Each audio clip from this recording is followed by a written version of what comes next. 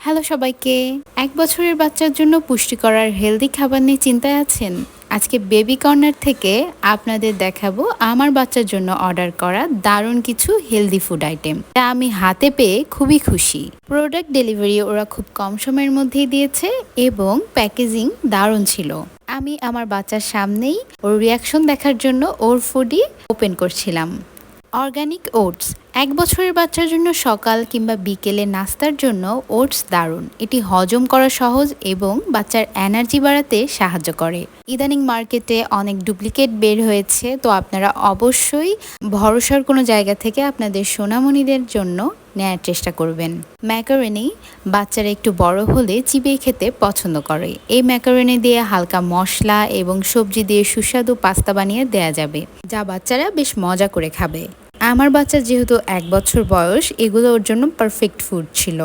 আরও এর সাথে নিয়েছিলাম আমি মাখনা। মাখনা বাচ্চাদের সুপার ফুড হিসাবে কাউন্ট করা হয়। হালকা বাটারে ভেজে গুঁড়ো করে সেরেলাকের মতো করে খাওয়াতে পারেন, অথবা বাচ্চার হাতের আঙুল দিয়ে সেলফ ফিডিং শেখাতে পারেন। কর্নফ্লেক্স এবং সুজি ঝটপট নাস্তার জন্য কর্নফ্লেক্স, আর ঘরে তৈরি হালুয়া বা ক্ষীরের জন্য এই সুজি ও ওটসের গুঁড়ো ভীষণ কাজের। বাচ্চার ওজন ও পুষ্টির জন্য এগুলো খুবই দরকারি। এই নিয়ে ওদের পেজ থেকে আমি ২ বার পারচেস করেছি। আমি বেশ স্যাটিসফাইড।